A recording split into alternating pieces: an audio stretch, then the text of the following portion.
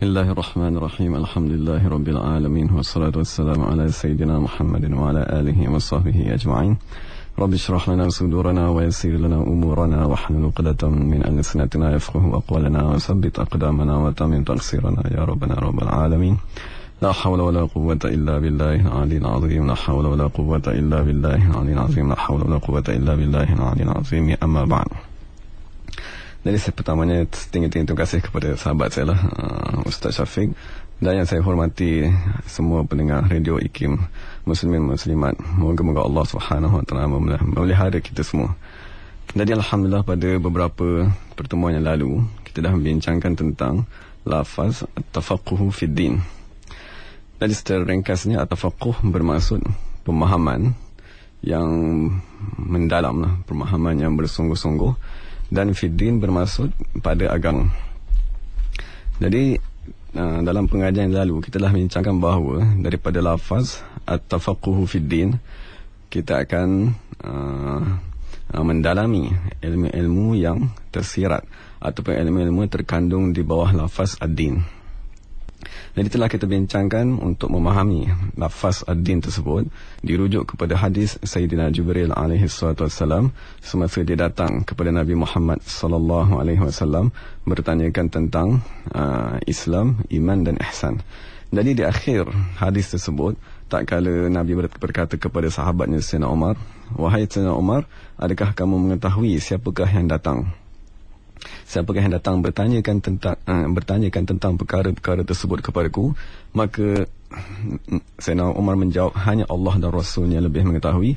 Maka Nabi Muhammad SAW menjawab bahawa yang hadir pada ketika pada hari bertanya tentang ketiga-tiga soalan yang amat penting tadi ialah Jibril alaihissalam. Dan Nabi memberitahu bahawa Jibril datang yu'allimukum dinakum, dia mengajarkan kepada kamu agama kamu.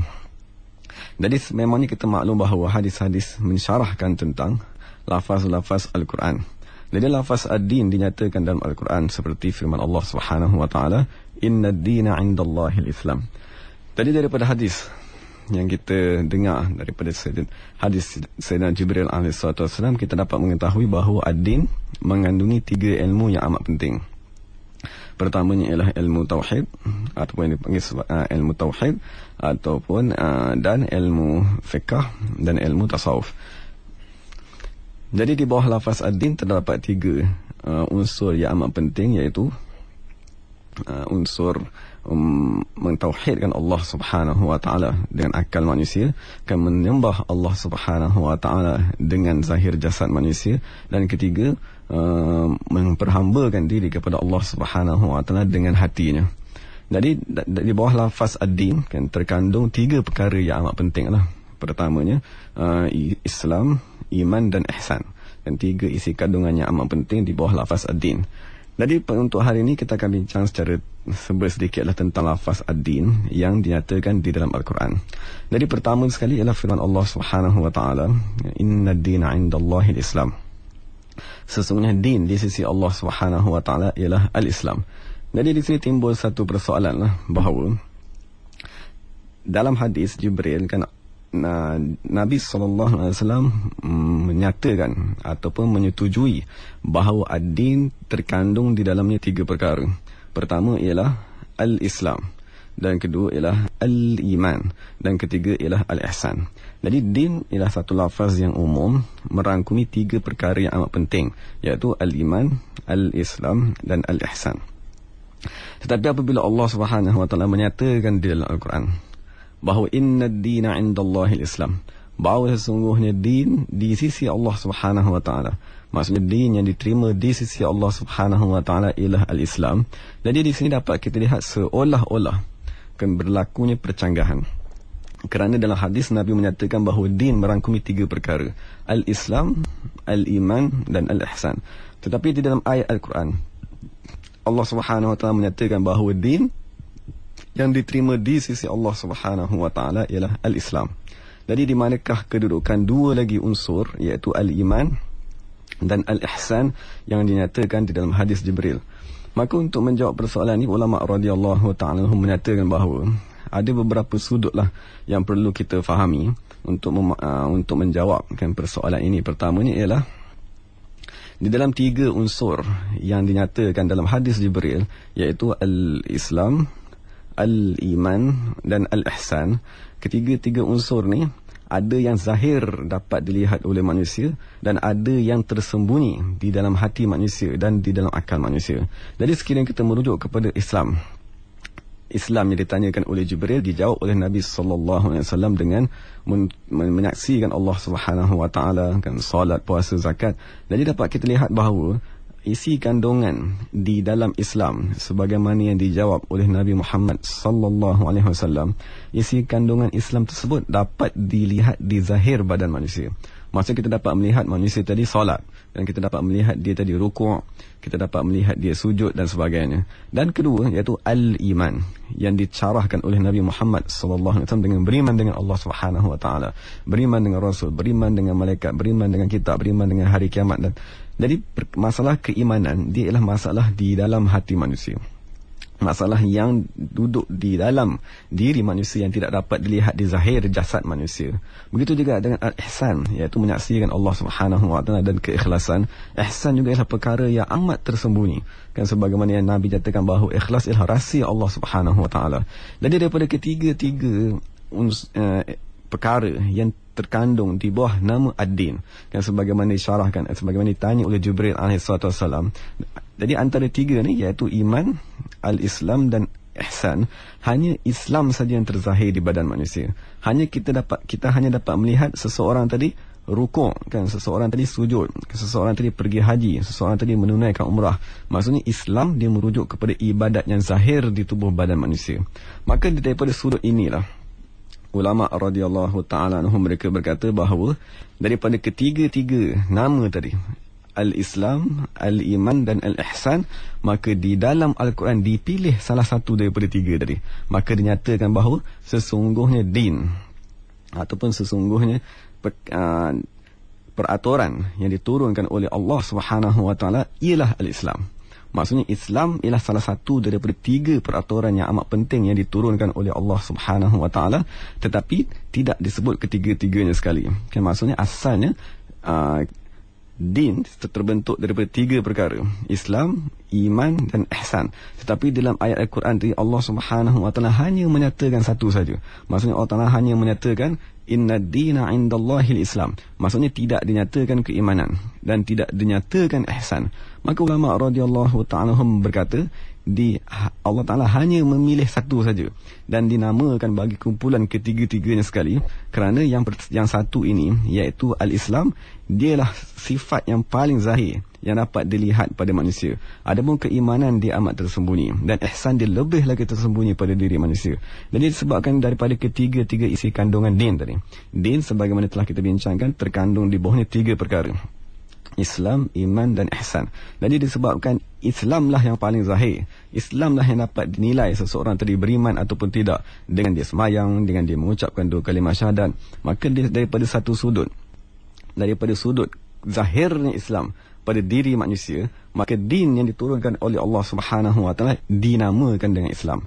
Sekalipun kita kena faham din dia tidak merujuk kepada permasalahan Islam saja, bahawa bahkan din yang didatangkan oleh Allah Subhanahu wa taala mempunyai masalah keimanan, dan din yang didatangkan oleh Allah Subhanahu wa taala mempunyai permasalahan yang dipanggil sebagai al-ihsan. Jadi itu satu sudutlah yang disyarahkan oleh ulama radhiyallahu ta'ala anhu. Pertama, dinyatakan di dalam Al-Quran, inna dina indallahil Islam, sesungguhnya agama di sisi Allah Subhanahu wa taala ialah Islam. Hanya disebut Islam saja, tidak dinyatakan keimanan dan tidak dinyatakan ihsan bersama-sama Islam di dalam ayat tersebut. Pertama, kerana ulama radhiyallahu ta'ala anhum berkata hanya Islamlah satu-satunya yang zahir, Islamlah unsur yang paling zahir daripada ketiga-tiga unsur tadi. Itu jawapan pertama yang disyarahkan oleh ulama. Dan jawapan kedua, ulama berkata keimanan dan ihsan ialah cabang. Maksudnya keimanan dia akan terbit setelah Islam yang manusia, dan begitu juga ihsan akan zahir pada manusia apabila dia mengamalkan Islam itu secara bersungguh-sungguh.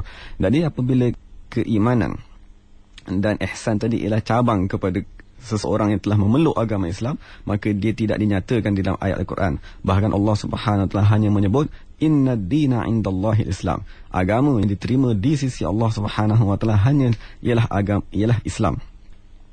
Pertanyaan kedua yang dinyatakan oleh ulama ialah permasalahan. Kita maklum bahawa din, kan di mana-mana pun apabila kita bincangkan, din merangkumi 3 perkara. Kan al-Islam yang pertama sekali ditanya oleh Jibril radhiyallahu anhu, dan al-iman yang kedua ditanya oleh Jibril, dan ketiga ialah al-ihsan. Jadi sekarang ni apabila Allah telah menyatakan di dalam Al-Quran, inna ad-dina 'indallahi al-Islam, sesungguhnya din di sisi Allah Subhanahu wa taala ialah al-Islam, maka ulama berkata hanya disebut Islam, tidak dinyatakan iman dan ihsan di dalam ayat Al-Quran tadi, kerana kepentingan rukun yang pertama di dalam Islam tadi. Maksud sekarang apabila Jibril datang radhiyallahu anhu, apabila dia datang berjumpa dengan Nabi Muhammad sallallahu alaihi wasallam, Jibril bertanya tentang al-Islam. Kedua, Jibril bertanya tentang al-iman dan ihsan. Jadi apabila Nabi menjawab tentang al-Islam, pertama sekali Nabi kata al-Islam an tashhada an la ilaha illallah wa anna Muhammadar Rasulullah. Maksudnya Islam, kamu bersaksi bahawa sesungguhnya tiada Tuhan melainkan Allah Subhanahu wa taala, dan Nabi Muhammad ialah pesuruh Allah Subhanahu wa taala. Jadi sekarang ni rukun Islam yang pertama ni, kan sebagaimana disyarahkan oleh ulama, ialah rukun Islam yang amat penting. Maksudnya rukun Islam, kan daripada semua 5 rukun Islam tadi, ketahuilah bahawa rukun Islam pertama ialah rukun yang amat penting. Dan sebagaimana kita maklum bahawa Nabi-Nabi dan Rasul, apabila mereka bercakap, mereka akan bercakap mengikut turutan. Kan mereka akan menyusun maklumat-maklumat yang ingin mereka sampaikan kepada manusia dengan turutan yang amat penting. Jadi sekarang Nabi mendahulukan rukun Islam yang pertama ialah an tashhada an la ilaha illallah wa anna Muhammadar Rasulullah. Jadi sekarang ni bagaimana kita nak lihat kepentingan rukun Islam yang pertama ni. Jadi sekarang ni kita maklum bahawa Islam dia merujuk kepada ibadat yang zahir, kan iman dia merujuk kepada pegangan di dalam diri manusia, dan ihsan dia merujuk kepada hati manusia yang menghadap Allah Subhanahu wa taala. Jadi apabila kita kembali kepada rukun Islam yang pertama, rukun Islam yang pertama ni ialah rukun yang amat luas. Rukun Islam yang pertama ni ialah rukun yang terkandung di dalamnya ketiga-tiga ilmu fardu ain. Maksud ketiga-tiga fardu ain tadi boleh dibahaskan pada rukun Islam yang pertama. Sebagai contohnya ilmu fiqh. Ilmu fiqh salah satu daripada fardu ain. Jadi di dalam fiqh ulama membahaskan tentang hukum menuturkan 2 kalimat syahadat. Kan hukum seseorang yang ingin memeluk agama Islam. Kan bagaimanakah cara dia nak menuturkan 2 kalimat syahadat. Dan 2 kalimat syahadat tadi sebagaimana dia tadi dibincangkan ialah rukun yang perlu dibaca di dalam solat. Jadi lafaz asyhadu an la ilaha illallah wa asyhadu anna sayyidina Muhammadar Rasulullah, lafaz ni dibahaskan di dalam ilmu fiqh. Dan apabila kita kembali kepada ilmu tauhid seluruhnya ataupun asas yang penting di dalam ilmu tauhid terbina daripada lafaz la ilaha illallah Muhammadur Rasulullah. Maksudnya apabila kita mempelajari ilmu tauhid, dari pertama sekali ialah bahagian ketuhanan. Bahagian ketuhanan yang membincangkan tentang sifat nafsiyah Allah Subhanahu wa taala, sifat salbiyah dan sifat ma'ani dan ma'nawiyah. Dari perbahasan tentang ketuhanan kesemuanya terbit ataupun semua perbahasan ketuhanan muncul daripada lafaz la ilaha illallah. Dan selepas dalam ilmu tauhid, setelah kita membincangkan tentang ketuhanan, kita ada masalah kenabian. Jadi masalah kenabian yang kita bincangkan sifat-sifat Nabi, Siddiq, Amanah, Tabligh, Fatanah tadi. Jadi sifat permasalahan kenabian kesemuanya terbit daripada perbahasan daripada lafaz wa asyhadu anna Muhammadar Rasulullah. Jadi sekarang ni daripada satu sudut rukun Islam yang pertama tadi dibincangkan di dalam ilmu fiqh daripada sudut-sudut yang tertentu. Bagaimanakah seorang ingin masuk ke dalam agama Islam, kan kalimat syahadat wajib dibaca di dalam solat, dilafazkan di dalam azan dan sebagainya. Dan rukun Islam yang pertama ini juga dibincangkan secara khusus kan di dalam ilmu tauhid. Maksudnya ilmu tauhid kan 2 perbahasan yang paling penting di dalam ilmu tauhid membincangkan tentang lafaz la ilaha illallah dan Muhammad Rasulullah. Dan kita maklum kita ada fardu ain yang ketiga lah, iaitu ilmu tasawuf. Jadi ilmu tasawuf juga membincangkan tentang lafaz asyhadu an la ilaha illallah wa asyhadu anna Muhammadar Rasulullah. Kerana daripada lafaz asyhadu tadi dia merujuk kepada penyaksian. Jadi ulama tasawuf berkata penyaksian yang dituntut di dalam Islam ialah penyaksian dengan mata hati. Maksudnya apabila kita berkata asyhadu an la ilaha illallah, maka di situ kita mengakui bahawa daku menyaksikan Allah Subhanahu wa taala. Tetapi persoalannya, penyaksian itu bagaimanakah dapat disempurnakan di sisi manusia? Bagaimanakah manusia tadi boleh menyaksikan Allah Subhanahu wa taala? Maka ulama tasawuf mensyarahkan bahawa penyaksian yang dituntut daripada rukun Islam yang pertama ialah menyaksikan Allah Subhanahu wa taala dengan mata hatinya.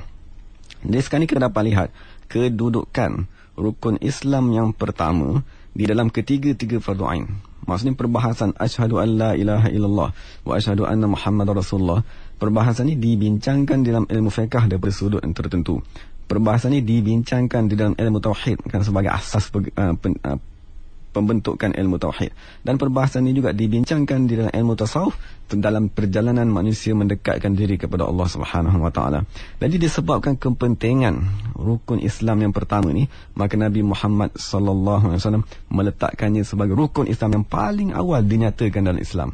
Jadi disebabkan rukun Islam yang pertama ini juga dia termasuk di dalam perbahasan fiqh, dia dibincangkan di dalam ilmu tauhid dan dia dibincangkan di dalam ilmu tasawuf, maka perbahasan tentang Islam tadi amat penting. Kerana rukun Islam yang pertama ni, dia salah satu daripada jawapan tentang Islam yang ditanyakan oleh Jibril AS. Apabila Jibril bertanya tentang Islam, Nabi Muhammad SAW menjawab bahawa Islam ialah kamu menyaksikan Allah Subhanahu Wa Taala dan Nabi Muhammad sebagai pesuruh Allah Subhanahu Wa Taala. Dan rukun Islam yang pertama ni amat penting, dibahaskan di dalam ilmu fiqh, dibahaskan di dalam ilmu tauhid dan dibahaskan di dalam ilmu tasawuf. Jadi oleh sebab itulah rukun Islam yang pertama ni, kerana kedudukannya di dalam Islam yang amat penting, maka apabila Allah Subhanahu Wa Taala menyatakan tentang ad-din, inna ad-dina indallahi al-Islam, maka Allah Subhanahu Wa Taala menyatakan lafaz Islam tadi. Kerana di bawah lafaz Islam ada rukun yang amat penting.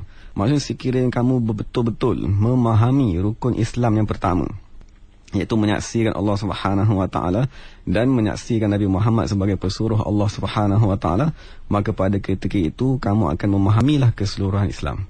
Kan, kerana apabila kamu mengenal Allah Subhanahu Wa Taala, menyaksikan Allah Subhanahu Wa Taala dalam segala perbuatannya, maka pada ketika itu manusia tadi akan mudah menjalani kehidupannya kerana dia mengenal Allah Subhanahu Wa Taala dan menyaksikan Allah Subhanahu Wa Taala pada setiap detik dan saat dalam hidupnya. Jadi itu dua jawapan lah yang dinyatakan oleh ulama radhiyallahu ta'ala. Pertama, lafaz Al-Quran hanya menyatakan tentang inna dina indallahi al-Islam. Maksudnya Allah Ta'ala hanya menyatakan bahawa din di sisi Allah Subhanahu Wa Ta'ala ialah Islam. Walaupun kita maklum lafaz din merangkumi tiga perkara, Islam, iman dan ihsan. Maka setengah ulama radhiyallahu ta'ala mereka menjawab tidak dinyatakan yang kedua dan ketiga, iman dan ihsan tidak dinyatakan dalam ayat Al-Quran tersebut, kerana Allah Subhanahu Wa Ta'ala mengambil lafaz Islam sebagai salah satu nama bagi keseluruhan ketiga-tiga tadi. Maksudnya kita maklum din merujuk kepada ketiga-tiga perkara, iman, Islam dan ihsan, tetapi daripada ketiga-tiga perkara tadi yang paling zahir ialah Islam, maka dipinjam lafaz Islam dijadikan sebagai nama bagi din tersebut. Maksudnya nama Islam tadi dia digunakan untuk digunakan sebagai kata nama khas bagi agama yang diturunkan oleh Allah Subhanahu Wa Taala. Walaupun agama yang diturunkan oleh Allah tadi pada hakikatnya bukan hanya merangkumi elemen-elemen di dalam Islam semata-mata, bahkan agama yang diturunkan oleh Allah Subhanahu Wa Taala dia merangkumi perbahasan Islam, rukun-rukun Islam, dan dia merangkumi perbahasan di dalam iman, iaitu rukun-rukun iman, dan dia merangkumi perbahasan di dalam ilmu tasawuf, iaitu mendekatkan diri kepada Allah Subhanahu Wa Taala. Jadi moga-moga daripada penjelasan ni kan kita bolehlah memahami satu perkara yang baru, iaitu din di mana saja. Kerana apabila kita nyatakan di dalam istilah syarak, maka kita mesti letakkan di dalam kita tadi tiga perkara. Kan din walaupun kita terjemahkan sebagai agama, kan walaupun kita terjemahkan sebagai cara hidup, kan tapi kita kena maklumlah bahawa apabila kita menyatakan saja din di dalam agama Islam, apabila kita menyebut lafaz din di dalam syarak, tersirat di bawahnya tiga perkara. Dan perkara ini disahkan oleh ulama radhiyallahu ta'ala anhum, walaupun Allah Subhanahu Wa Taala tidak menyatakan dalam Al-Quran. Walaupun dalam Al-Quran Allah Ta'ala hanya menyatakan inna dina indallahi Islam, tapi ulama berkata tersirat di bawah lafaz Islam, iman dan ihsan. Tersirat di bawah lafaz Islam yang hanya dinyatakan di dalam ayat Al-Quran tadi, tersirat juga di bawahnya lafaz iman dan dan ihsan. Kan sama ada tersirat tadi kerana diambil bahagian yang zahir sebagai kata nama khas bagi semua bahagian yang lain, ataupun mereka berkata bahawa Islam ialah pintu masuk kan kepada keimanan dan ihsan kepada Allah Subhanahu Wa Taala. Jadi itu sedikit yang dapat kita bincangkan tentang kepentingan pemahaman lafaz din tadi. Jadi apabila kita dah dapat memahami beberapa nas-nas Al-Quran dan hadis tentang lafaz ad-din, maka kita kena rujuklah kepada ayat-ayat yang lain yang menceritakan juga tentang permasalahan ad-din. Jadi lafaz ad-din kan dari segi asal usulnya ulama berkata bermakna at-ta'ah wal jaza. Ad-din kan dari segi bahasa bermaksud ketaatan dan pembalasan. Jadi sekarang ni daripada lafaz al-jaza ni dibaca di dalam Fatihah, Maliki Yaumiddin. Maksudnya Allah Ta'ala yang memiliki hari pembalasan. Kerana sememangnya ad-din dia mempunyai makna pembalasan. Tapi dalam masa sama din juga dia mempunyai makna at-ta'ah, ketaatan. Jadi sekarang ni apabila ulama mensyarahkan tentang lafaz ad-din yang digunakan di dalam Islam seperti inna dina indallahi Islam. Jadi ulama kata ad-din di asal penggunaannya bermaksud ketaatan. Kerana apabila Allah Subhanahu Wa Taala menurunkan undang-undang, maka di sana ada manusia yang mentaati. Jadi daripada sudut ada makhluk yang mentaati Allah Subhanahu Wa Taala, maka undang-undang yang diturun oleh Allah Subhanahu Wa Taala dinamakan sebagai ad-din. Maksudnya ad-din bermaksud ketaatan dari segi asal usul bahasa. Cuma sekiranya kita bincang mengapakah kanun syariat yang diturunkan oleh Allah Subhanahu Wa Taala dinamakan dengan din, dinamakan dengan din yang bermaksud ketaatan, maka ulama berkata dinamakan dengan ketaatan. Kerana apabila Allah Subhanahu Wa Taala menurunkan kanun, apabila Allah Taala menurunkan syariat, maka di sana ada makhluk yang mentaatinya. Syariat yang Allah Taala turunkan tadi ditaati oleh makhluk, kan, ditaati oleh manusia, ditaati oleh jin. Maka syariat tadi itu dinamakan dengan ad-din. Maksudnya ketaatan, sesuatu yang ditaati oleh makhluk, sesuatu yang dituntut agar ditaati daripada Allah Subhanahu Wa Taala. Jadi sekarang ni lafaz ad-din dinyatakan di dalam Al-Quran. Cuma Imam As-Sawi radhiyallahu ta'ala anhu di dalam syarah Jauharahnya, maksudnya dia menyatakan juga bahawa lafaz din kan mempunyai makna yang sama dengan al-millah, dan lafaz din juga mempunyai makna yang sama dengan sirat mustaqim. Jadi sekarang ni apabila kita mendengar kenyataan daripada Imam As-Sawi radhiyallahu anhu, apabila dia mengatakan bahawa ad-din mempunyai makna yang sama dengan sirat mustaqim, jadi sekarang ni barulah kita faham kepentingan surah Fatihah. Maksud dalam surah Fatihah tadi ialah surah yang menceritakan surah yang paling padat, kan, surah yang paling ringkas yang diwajibkan oleh umat Islam membacanya setiap hari, kan, setiap hari berbelas-belas kali di dalam solat. Maka sekarang barulah kita lebih memahami lagi mengapakah ada satu doa di dalam Fatihah tadi, iaitu ihdinas siratal mustaqim. Tunjukkanlah kepada kami wahai Allah Subhanahu Wa Taala jalan yang lurus.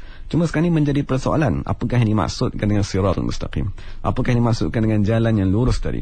Jadi setelah kita memahami lafaz ad-din yang merangkumi 3 perkara iman, Islam dan ihsan, maka sekarang ini kita rujuk kepada kalam ulama, iaitu Imam Sawi radhiyallahu anhu. Imam Sawi berkata, ketahuilah bahawa ad-din juga sama makna dengan sirat mustaqim. Sirat mustaqim yang kita baca di dalam surah Fatihah tadi. Jadi apabila kita membaca ihdinas siratal mustaqim, wahai Allah Subhanahu Wa Taala, tunjukkanlah kepada kami jalan yang lurus. Jadi sekarang ni amat sukar, kan, untuk kita memahami apakah yang dimaksudkan dengan jalan yang lurus di dalam surah Fatihah tadi. Jadi apabila kita memahami bahawa sirat mustaqim mempunyai makna yang sama dengan din, jadi sekarang kita fahamlah bahawa sirat yang dituntut di dalam surah Fatihah tadi ialah ad-din. Maksudnya seolah-olah kita memohon daripada Allah Subhanahu Wa Taala, wahai Allah Subhanahu Wa Taala, berilah petunjuk kepada kami agar kami memahami din, agar kami memahami agamamu. Dan apabila kita dah memahami sirat mustaqim ialah ad-din, maka sekarang kita fahamlah bahawa din tadi dia terkandung di dalamnya 3 perkara: keislaman, iman, keimanan dan ihsan. Jadi seolah-olah apabila kita baca Fatihah, kita kata, wahai Allah Subhanahu Wa Taala, tunjukkanlah kepada kami jalan yang lurus. Jalan yang lurus sama dengan din. Seolah-olah kita kata, wahai Allah Subhanahu Wa Taala, tunjukkanlah kepada kami din yang lurus daripadamu. Dan apabila kita faham din tadi terkandung dalamnya 3 perkara, jadi seolah-olah kita baca dalam Fatihah, wahai Allah Subhanahu Wa Taala, tunjukkanlah kepada kami jalan keislaman yang sempurna, tunjukkanlah kepada kami jalan keimanan, dan tunjukkanlah kepada kami jalan ihsan. Jadi sekarang ni apabila kita dah dapat memperincikan makna daripada surah Fatihah tadi, maka apabila setiap kali kita baca surah Fatihah hendaklah kita berniat. Kan apabila kita membaca surah Fatihah tadi, hendaklah kita hadirkan makna tersebut di dalam diri. Apabila kita baca ihdinas siratal mustaqim, wahai Allah Subhanahu wa taala, tunjukkanlah kepada kami jalan tadi.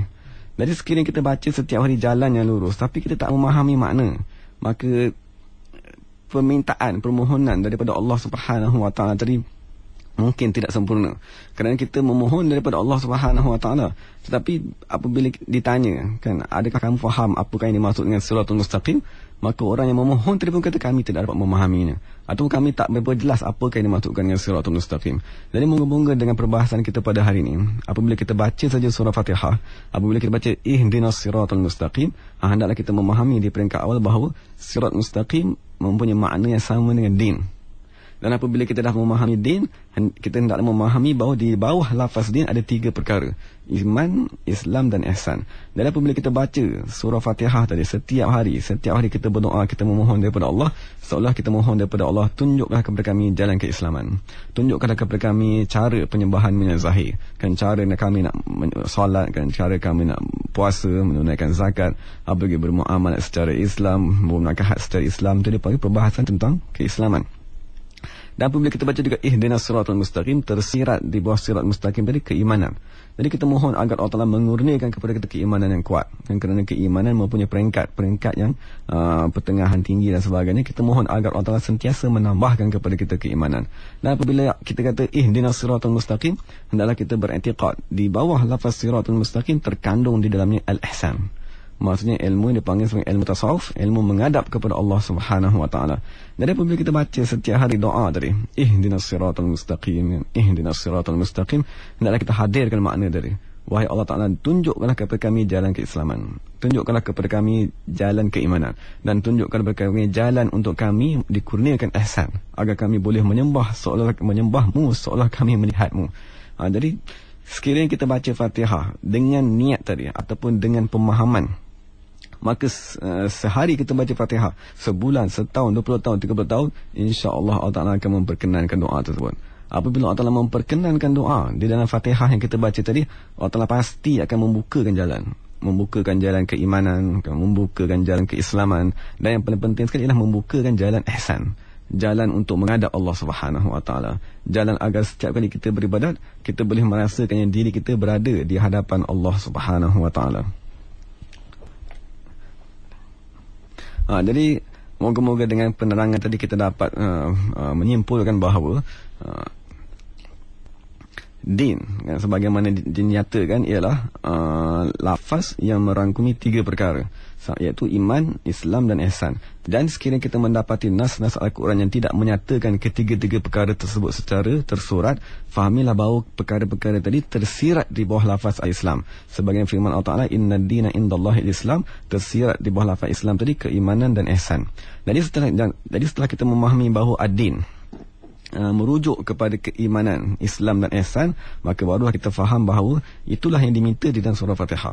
Kan, kerana as-sirat mustaqim yang kita baca setiap hari dalam surah Fatihah tadi dinyatakan oleh Imam Sawi mempunyai makna yang sama dengan din, kan, sebagaimana telah kita bincangkan dalam beberapa pengajian lalu. Jadi kita mohon daripada Allah Subhanahu wa taala agar memberikan kefahaman terhadap agama tersebut dan mengurniakan kepada kita keislaman yang sempurna, kan, keimanan yang kuat dan ihsan dalam menghadap Allah Subhanahu wa taala. Wa aqulu qawli hadza wa astaghfirullahal azim. Alhamdulillahirabbil alamin.